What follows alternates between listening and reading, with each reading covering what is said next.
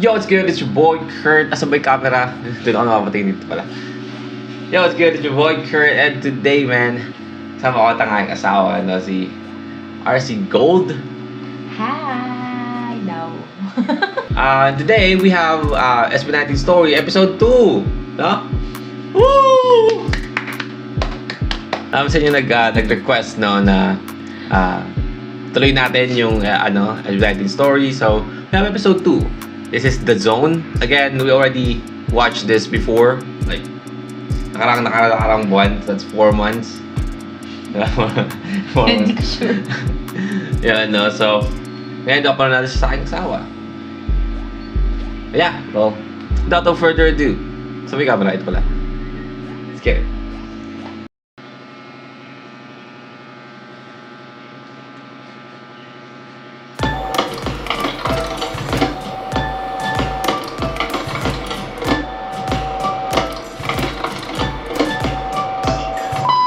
Disclaimer, this video is only based on my personal research. I might miss some details and it's possible to have discrepancies, but I did my best to get as much accurate information as possible, so enjoy.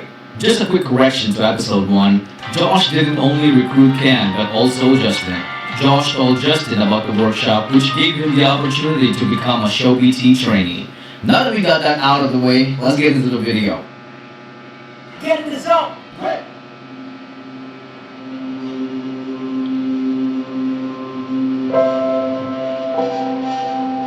Everyone has that one thing that makes them feel good about themselves. Like they're in control. Everything else could be going completely haywire. Ano ba yan, Stel? Ano yung ayos mo yan? Talagang style yan. Like the world is completely falling apart around you. Doon sa kay Stel, yung parang wala namang masama doon sa mismong tanong. Parang kung ako at ang tatanungin, tas ganun yung pagkaka-deliver ng tanong, parang ako tuloy yung mapapatan. Tama ba yung ginawa ko sa sarili ko? Tama ba yung... Ang kasi, ang mali kasi para sa press conference, hindi bago yung tanong. Kumbaga, Kasi hindi sa akin, siguro, pero sa akin kasi press con man yan o hindi. Pwede ka namang magtanong eh. Pero kasi yung pagkaka-deliver, yung tono nung tanong, hindi sa akin kung ako yung tatanungin ng ganun yung tono, parang magiging awkward tsaka parang ma-offend ako.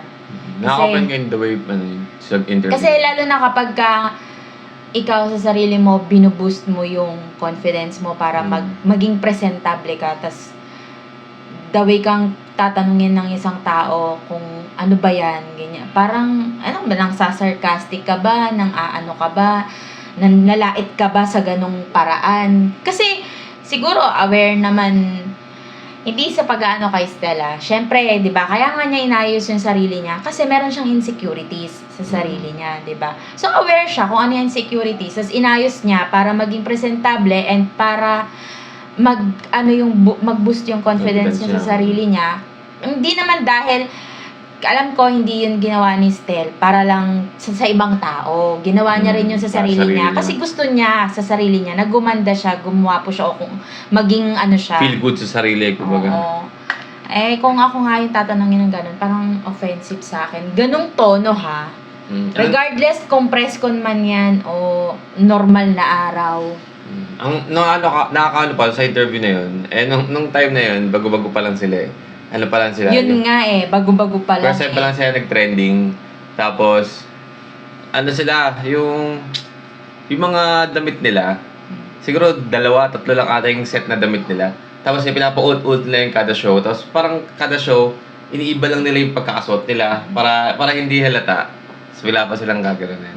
Tapos siguro kapag katulad yan, yung nagte-trending sila, ganito. Syempre, nila na, gagawin nila yung, trending tayo, tapos ganito, ganyan. Syempre, lahat gagawin nila para mas lalo silang maging kapansin-pansin at presentable. Tapos kung sa akin yun mangyari, tapos may kahinaan ako ng loob, siguro after nun, baka umiiyak ako sa dressing room, nasa ganun, ganyan. Yun lang. Nakakaasar. Yung mga ganun. Like the world is completely falling apart around you. Minsan na makita ng tao kung paano kami naghihirap. But when you're doing that one thing, Dati life nag-perform sila ng is tao. wonderful. Sa gitna ng mall. Baka, para saan? Dati kasi, di ba, parang in-introduce nila yung sarili nila, binibenta nila na ito kami, SB19, ganyan. Siyempre wala pang supporter. Walang manager sila noong time na yan. Meron naman, yung show BT, pero yun nga, nagka-perform sila, kahit kung saan-saan, para nga i-promote yung grupo nila, di ba? Saan to? Hindi ko alam kung saan mall yan pero, ayun, yung mga nanonood dyan lang. So, wala pang stage, no? Parang flash mob yung dating. Life is wonderful. And that makes everything worth it.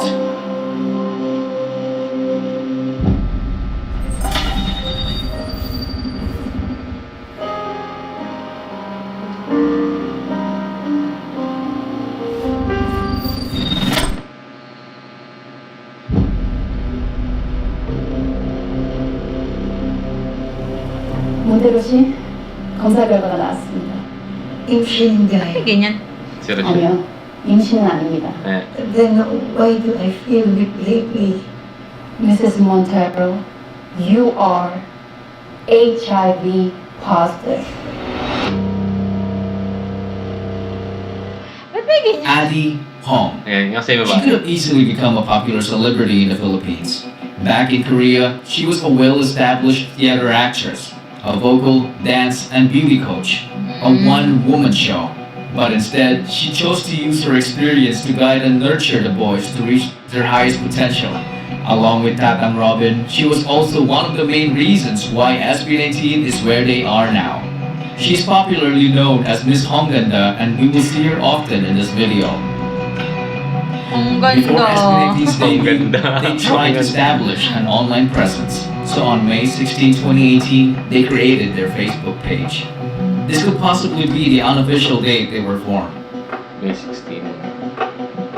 They started posting song covers like these. Send me your location, let's focus on communicating. Cause I just need the time and place to come through you. I hope he buys you flowers. I hope he holds your hand. And dance covers like these. Ang luwa nung So, bali, sila, nag-post sila sa social They became media more para, active on social maging media trending. while maintaining the regular performances in small events. They did this until it was almost time for their debut. We have good news for you guys. Kasi after the very, very long wait, finally, yes, finally, we will be releasing our debut single entitled Tila Luha! Tila luha. October 26, 2018. SB19 finally debuted with their ballad single called Tila Luha. But did you know that it wasn't the only song that they had at the time? They also had Love Goes, but they chose to debut with Tila Luha to capture the hearts of the Filipino people because the lyrics are in Tagalog. They then started promoting their debut song in every way they could think of. November 17, 2018 marked SB19's first ever live stream to promote their debut single. Pagsimulan natin ang first SB Talent Camp Facebook Live. Awesome!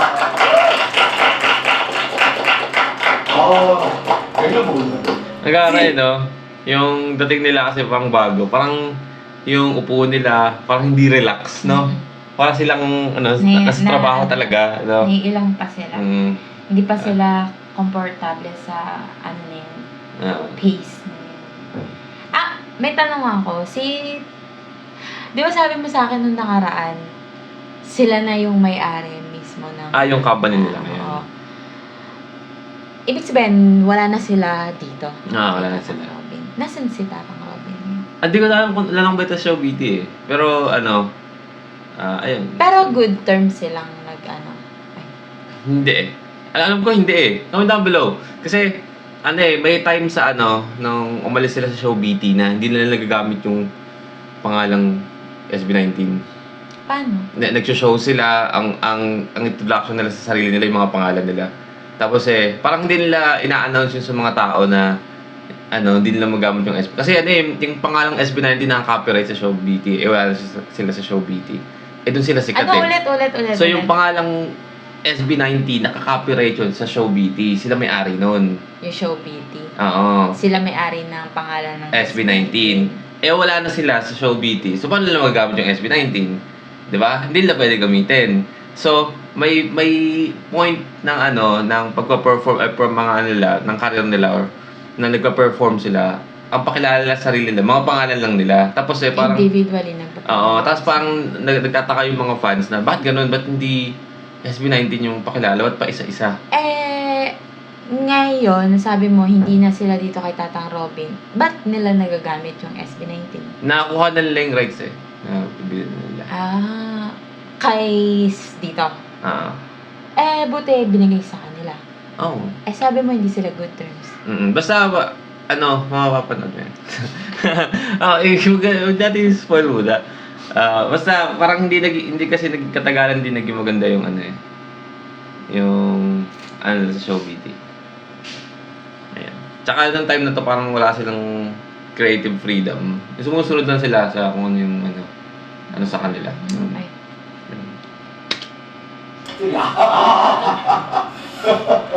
Let's wait for 10 viewers. Despite the very 10 few viewers, viewers, no? they went all out to entertain them. 여러분, 저는 너무 배고파요.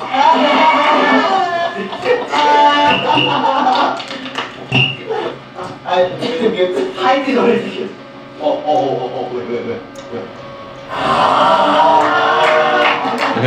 Season, sa wakas, dumating na rin ang oras na aking pinakahihintay matagal. Pero hindi naiintindihan mo. Sige lang, sige, ano para bang wala bang ano bang nadarama, bigay mo na, machine gun, ta-ta-ta-ta-ta-ta-ta-ta.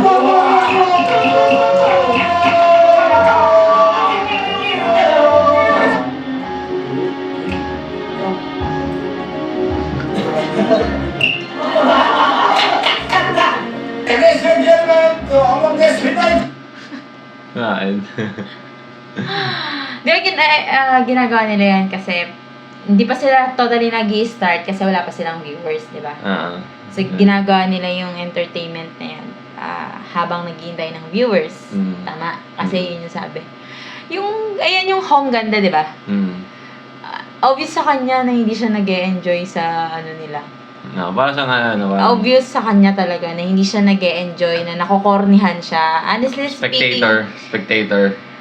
Wala naman sigurong sawa kasi syempre nagre-react ako. Reaction ko to, opinion ko to na sa akin, yung ginagawa nila during that time, syempre wala silang choice kasi sila pausbong pa lang sila, di ba? So, yan yung yung lahat gagawin, di ba? Lahat gagawin para makuha nila yung gusto nilang makuha, maging successful sila. So kahit parang nagmumukha silang ewan, 'di ba? Gagawin nila 'yan. Das ngayon, yung kasama nilang babae, yun, obviously talaga hindi niya na-enjoy kahit na naiintindihan niya yung ibang part ng ginagawa, hindi niya talaga na-enjoy. Ang peke niya talaga. Pero nagalit? Hindi ako galit, napapansin ko lang. Kasi lahat naman sila tinitignan ko eh.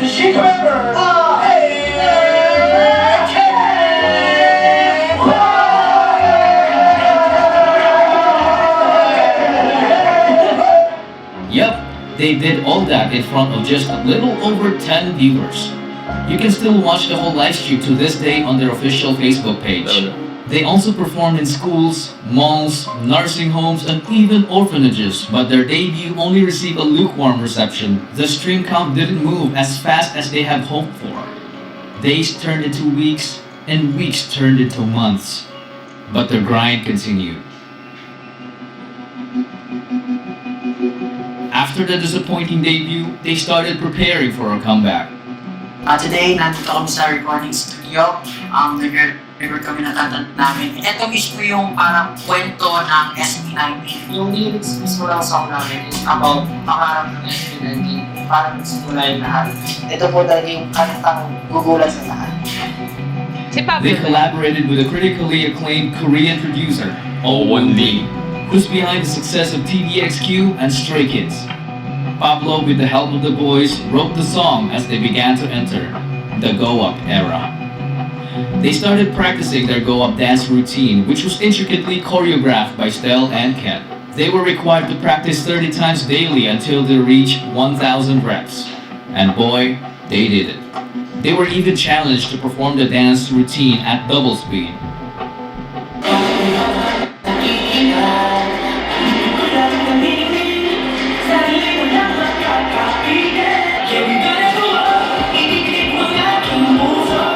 Ang bilis eh.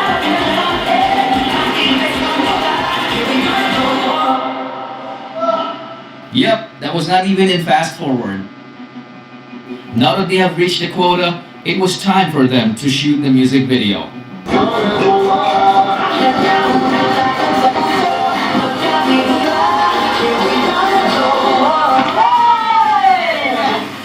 July 19, 2019. SB19 Sorry, natatawa ako. May meme kasi dyan sa Go Up na ano eh.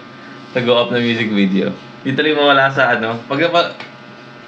Next time pa nakita ko. Kapag papakita dito, sabihin ko sa'yo saan yun. Basta may meme dyan na sa pantonta ka.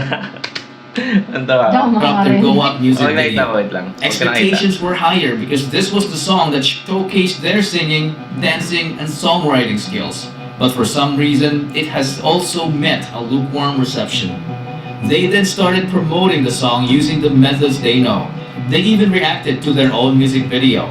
Yan, wait lang. Diyan na tayo na eh. Ay, ano. Sino yun? Si Pablo.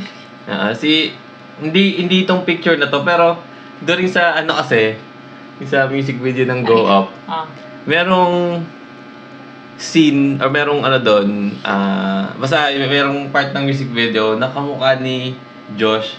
Kamukhang kamukha talaga niya, si Tony Gonzaga. Tony Gonzaga. Oo. Tapos, ano, napansin ko yun nung nagkaroon silang interview kay Tony Gonzaga. Tapos yun, naging joke na kasi si Tony Gonzaga, di ba? Yun yung naging interview sa kanila. Tapos, wala lang.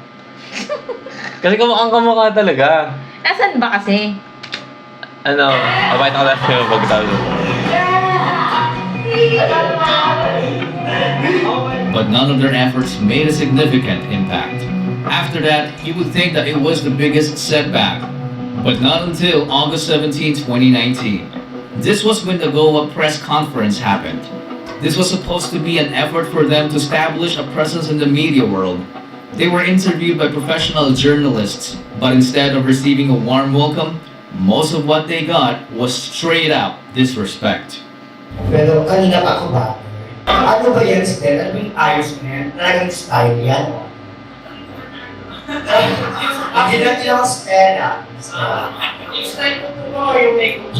Kasi po, yung make ko po Stel. Kasi po galit po siya, yung kulay ko po is Stel Wester po. Ako, Stel Wester. Opo, kasi po yung ako po, idol niya po si Sylvester Stallone. Kaya doon niya po pinasa yung make ko po. Tapos po, yung style ko naman po ngayon, actually po, hindi ko po alam eh. Kumbaga, kung ano lang po yung naisip ko, hindi yung sukat ko, sige, ganito na alamin mo. O parang ganito po, yun na lang po yung inaisip ko. Pero wala po. So lahat kayo straight. Opo. Lahat sila straight, yung nagtatanong lang ang... Natanong lang yung ano, yung nagtatanong lang yung baliko. Tag dito, nakakairita yung nagtatanong. Alam mo, ano kasi niya, iba kasi yung parang yung nagjo-joke time na tono sa, alam mo yung parang nang-aasar na parang pinipilit kang may lumabas na something sa kanila or may ugali silang lumabas, di ba? Para maging news or balita. Nakakaasar siya. Yung the way kasi pagtatanong. Siguro kung mapupunta ako sa posisyon nila, Stel, hindi naman yung maging dancer. Kunyari lang yung magkaroon ng spotlight ng ganyan. Tapos may i-interview sa akin. I-interview sa akin. wala akong pake kung tarayan ko sila. Tatarayan ko talaga sila pagka ganun. Na, uy, wag kang magtaray kasi kailangan mong makuha yung loob ng mga tao, kailangan mo ng mga fans. Magkakaroon ka ng fans pero nagpapaka-plastic ka. Naiintindihan mo sila kasi nung time na to, hindi lang naman career ni Stel syempre iba rin. Mali mo iba yung gusto nila kasi grupo sila Kaya nga pagka ganyan, parang nakakaubos na ang pasensya. So, yun na. Pero, may gulat po. May sabi ko, ako lang, sa kanya po talaga ako, wala na po musuman yun. Hindi ba siguro nilawan ko na po yung Estel. Kasi po, madalas po siya rin pa, since matagal na po. Si Josh magaling sa interview. Posted po kasi siya madalas Siya sa mga sumasalogan babae. sa mga... So siguro po, baka po akalain niyo medyo weird po yung kasi kami siya rin nung mga panang backdater. Ay, pati po, Estel sa umaga, Estel sa gabi. Hindi, joke lang. At the top, rin niya po, ganun lang po siguro, medyo meron lang po siya. Tinan mo yung nag-interview, kasi tinan mo naka-makeup show, mukha siyang bakla. direct. Lahat naman ng mga... Kahit mga lalaki, nilalagyan ng konting ng para hindi magmukhang... Ang kasi, yung sa kanila, kaya sila nag-makeup kasi di ba para sa resto ng camera, Oo saka sa nga. performance, sa Oo stage. Natural lang naman yun na kapag ka artist ka, kahit anong klaseng artist ka pa, makeup artist, singer, dancer, ganto, ganyan. Kung gusto mong ayusan ka, ayusan ka talaga. Talagang may gustong yun lang talaga yung nagtatanong. May gusto siyang may gusto Maging siyang headline lumabas. niya, Oo. oo. Sige, inisip niya kung Pinakita ba sa camera kung sino yung nagtatanong? namatay na yun. Ay talaga, buti naman. Namatay na yun Lord, sorry po. Ganun lang po siguro, medyo meron lang po siya parang banners na yearly, pero hindi po, wala po ganun sa Tapos na-clear na kanina yung about sa body issue. Kasi sabi niyo kanina may mga pahol sa kaya. You're not bothered by the fact that you sound like this. Hindi kayo napapakaharap sa tunog nyo na hindi kayo making o kung niya. Hindi po kami nababago kasi po, sa totoo, Isa ko bagay. Pero pag Sabay biglang Despite all the topic judgment, ng, they handled but the you guys interview are really professionally. good. As the event concluded, the boys broke down through tears backstage and comforted diba? each other. Perhaps they're just human beings, and the thick skin they develop all throughout those years can only take so much punishment, especially when it went straight to their hearts. They all broke down. This made them question themselves if they were still doing the right thing. It casted so much doubt that it Yeah, made mga them all ate-ate sila decide dyan. to call it quits. Everyone left, except Stel. He received the most hate, but he was the one left standing. Perhaps he was a good example of someone who has entered the zone. Hindi sila Someone who mag-disband. managed to tap into the altered state of consciousness Yan, where yan, time tinatanong ko eh. disappears and he becomes so focused that not even judgment could stop him from doing what he loves. But he knew for a fact that he can never do it alone. And there he was, alone. But only for a moment.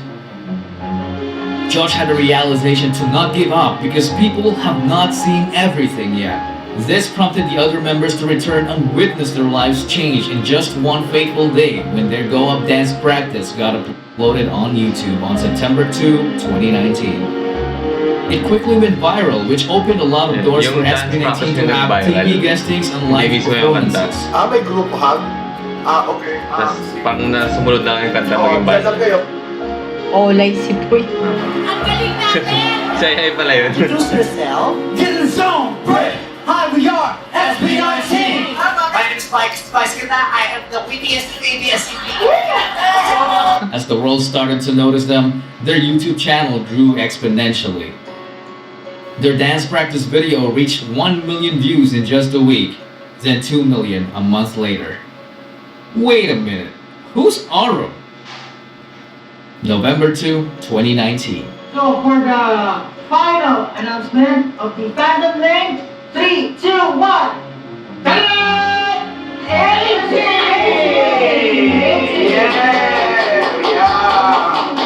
Ganda. sorry. Who's Oro?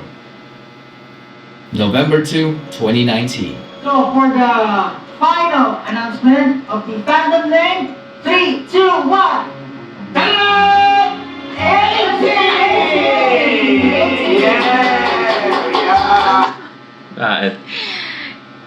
Ito ba na naman ba yung Hong Ganda?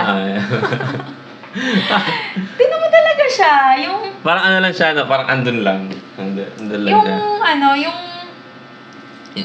naiintindihan ko naman siya kasi unang-una may part talaga na mga sinasabi yung grupo na Tagalog. Oo, Salita yun natin naiintindihan. hindi talaga niya naiintindihan. So hindi siya pag-adjust, makarelate kung kailan siya magre-react, kailan siya mag-ano.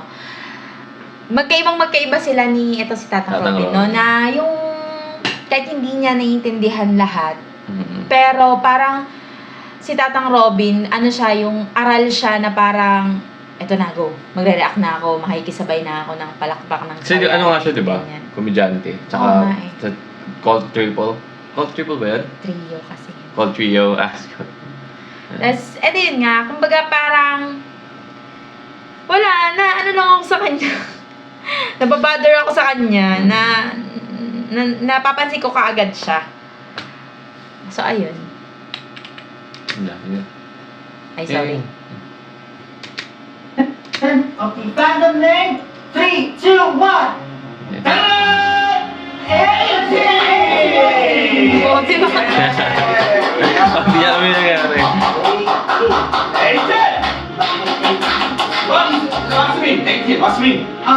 Una-una sa lahat, pag pinagay mo siya, 18 siya, di ba? 18. So, kasi kami, SB19, 18, 19. Kasi wala kang 19 kung walang 18. Ah, okay. there's no 18, then also there's no SB19. Yes. Kasi, kumbaga, siyempre, 18 muna pa natin, 17, 18, 19. Pag wala 18, hindi makakarating sa 19. Another meaning. So, if you're going to read this 18, it can also be read as Ati. So, all the success, all the lahat ng natatamo natin ngayon, atin to, ours. Everything is ours. Hindi lang sa amin, kundi sa inyo rin. Atin. Everyone. Atin. Kumbaga,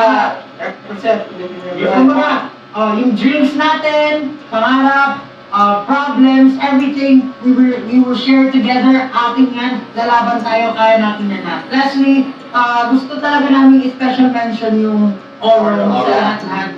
Kasi sa totoo lang, talagang sila yung unang sumuporta sa amin kung hindi pa nila, wala pang nakakilala sa amin. Sa Lahat ko?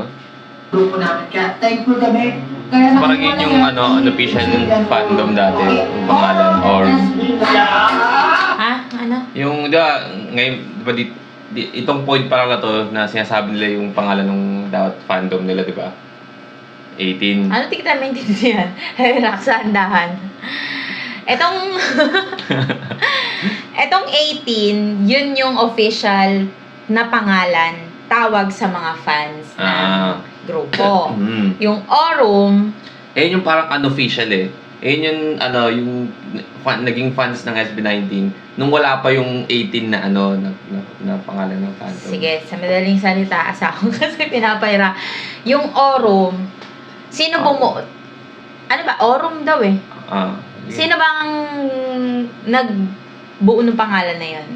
Yung Wala, fans lang. So, yung, kunyari, tayong dalawa, tayo yung tawag natin sa atin, kunyari, yung grupo natin, kunyari, kasama yung mga bata, ang grupo natin, ang tawag natin sa atin, Orum, tapos tayo yung mga kauna-unahang supporters ng grupo. Tapos, tayo lang ang nagpangalan sa sarili natin noon. Tawag natin yon sa sarili natin sa idol, galing para sa idol natin. Diba? Ngayon, dahil itong grupo naglabas na ng official na tawag nila, 18 yung ginawa nila. Pero binibigyan nila ng parang credit, na acknowledgement, yung kasi yun yung yung Pero, kumbaga, unofficial. oo.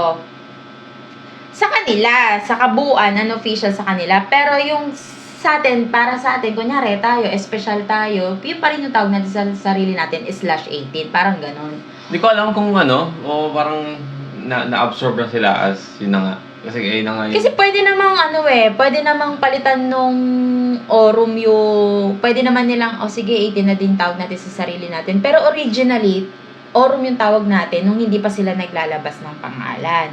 Parang ganun yung dating eh. Parang sa di ba? Parang kay Vice. Alam ko yung A sa 18 galing yun eh. Ayun yung A na nakahiwalay sa 18. Aurum sa Aurum galing. So parang na siya. So parang naging tatlo yung meaning. Parang Kasi yung una, yung Repeat pag natin. binasa daw, 18, yung 1-8. Yun yung unang meaning. Pag walang 18, hindi mabubuo ang SB19, di ba? Dahil 18 yung bumuo doon. So, pangalawa, 18. sa Tagalog na basa, atin. Sa atin. Para sa atin lahat ng mga ginagawa nating pagod, success, ganito, ganyan. Tapos pangatlo,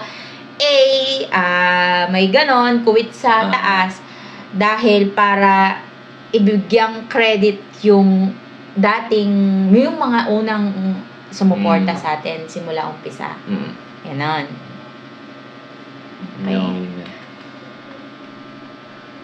That's why the A is separated. Because it means Aurum. Yun nga. Parang yung parang sa kay Vice, 'di ba? May mga grupong ganito yung pangalan nila. Bakit ganito yung pangalan nila? Kasi fan kami ni Vice. Tapos si Vice parang naglabas siya ng official na fandom name. Niya, ang tawag niya, mga little phonies, kasi kabayo siya eh, di ba? Hindi, totoo nga. Di ba? Parang ganon. Pero, at tawag niya yun sa kabuuan sa lahat ng fans niya, little phonies. Pero, kanya-kanyang grupo, may kanya-kanya silang pangalan. Diba? Sige, go. Talagang sila yung unang sumuporta sa amin nung wala pang nakakilala sa grupo namin. Kaya thankful kami. Kaya nakahiwalay yan, A, ibig sabihin yan, Aurum. Okay, Aurum and SB na. Aurum and SB na. Sana po masaya po kayo sa lahat sa fandom name na nagawa po ng grupo namin. And katulad nga po, 18, atin, sama-sama tayong kaangat. We will go up. Parang And that, ladies and gentlemen, yung pagiging karakteristik ba ni Tatang Robin. Di ba sabi mo komedyante siya? Tas, di ba sabi mo, naggano na sila? Parang pagka hindi pag-uusapan yung business kineme nila, parang nakakapanghinayang na naghiwalay sila. Siyempre. Kasi syempre, yung normal lang tayo, wala tayong trabaho, usapang ganito lang, ganyan. Yung, ang kulit nila, makulit din yung grupo, bagay silang magsama. Pero pag yung parang pag-uusapan, business lang, tapos pera-pera, parang nakakalungkot kasi nagkano sila. Ayun. Tayo yung simulan, no? We will go up. and that, ladies and gentlemen, is when 18 was born.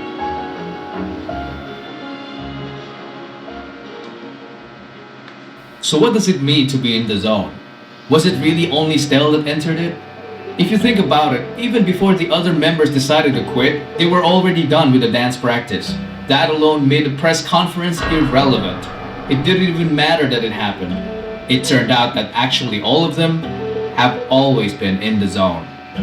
Being in the zone is what allowed them to defy all the odds. It was the zone that allowed a 5-foot man in the NBA.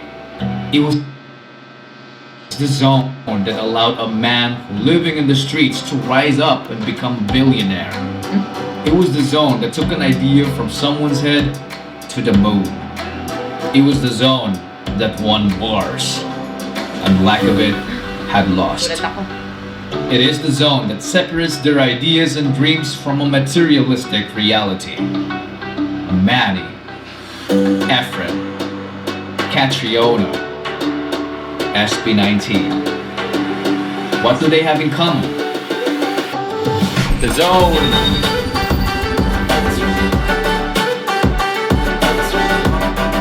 Ano sabi? SB. The Wave. Episode. That's SB19 Story Episode 2, The Zone, no? Anong masasabi mo sa episode 2? Sa episode 2, Ano, yung feel, yung vibe? Kasi diba, may napanood na episode 1, ano yung pang pinakaiba? Yung pinagkaiba niya sa episode 1, sa this episode 2, mas na-enjoy ko tong episode 2. Mas nagalit ka eh. Nagalit ako, naasar ako, nainis ako. Tag dito, na-enjoy ko siya kasi, parang umaano yung pagkakakilala ko sa kanila. Hindi pa individually kasi para sa kanila pa to pangkabuuan pa to para as a group pa siya. So hindi pa siya individually. Na-enjoy ko siya and then na-enjoy ko talaga yung mga nakikita ko unti-unti yung mga pinagdadaanan nila. Unti-unti nakikita ko yung mga hirap ng pinagdaanan nila dati. Tapos ito nga, tag dito. Bago pa pumasok yung eksena nung yung baklang nag-interview. Bago pa pumasok yon, bago pa ako maasar, naiisip ko na to kanina. Sabi ko, tatapusin ko muna yung video bago ko sasabihin na umabot ba sila sa point na yun? Magtatanong sana ako na umabot ba sila sa point na ayawan na, nakakapagod na, ganito, ganyan. Tapos hanggang sa pinanood ko nga muna siya kasi nga baka may which is, ayun nga, na umabot pala sila sa point na magkalas-kalas. At saka, tapos, ang masasabi ko is, humahanga ako sa, hindi ako fan, pero gagamitin ko yung word na yun. Sobrang humahanga ako sa kanila kasi, tag dito, yung kanta nilang Go Up, 'di ba? Sabi tungkol daw 'yon sa mga nila, sa mga kanya-kanya nilang gustong maabot pangarap. Yung grupo kasi asawa tag dito, sila kasi yung SB19 kasi may kanya-kanya silang diskarte or may kanya-kanya silang paniniwala kung tutuloy pa ba nila, ganito ganyan. Kasi 'di ba, sabi nila, hangga't may naniniwala sa tuloy mo lang, 'di ba? Hangga't may isa, at least one na naniniwala sa ituloy mo lang. Pero meron ding nagsasabi na ang pinakauna sa lahat na maniniwala sa sarili mo. Kung di mo iisipin sa sarili mo na ikaw hindi ka magtitiwala at maniniwala sa sarili mong kaya mo, hindi yan uusad. Pero kahit anong gawin mong tiwala sa sarili mo, nandun pa din yung hindi mo talaga magagawa ng ikaw lang. Tsaka yung pagdating kay Stel, na sabi si Stel lang daw yung hindi bumitaw. Sa kanila, ilan sila? 5? 5. Sa kanilang 5, si Stel lang yung hindi bumitaw.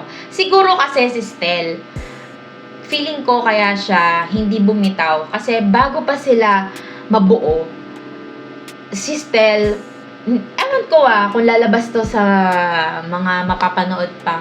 Mapapanood ko pa ng mga episode, story episode. Di ko alam kung lalabas to, pero unahan ko na. So, ayun nga, for sure, bago pa mabuo yung grupo, si Stel, nung solo pa lang siya, siguro marami na siyang, hindi pala siguro, for sure, na experience na pangbabato sa kanya. Kaya para sa kanya, na lang yan. Masakit, pero dadaan lang yan sa kanya.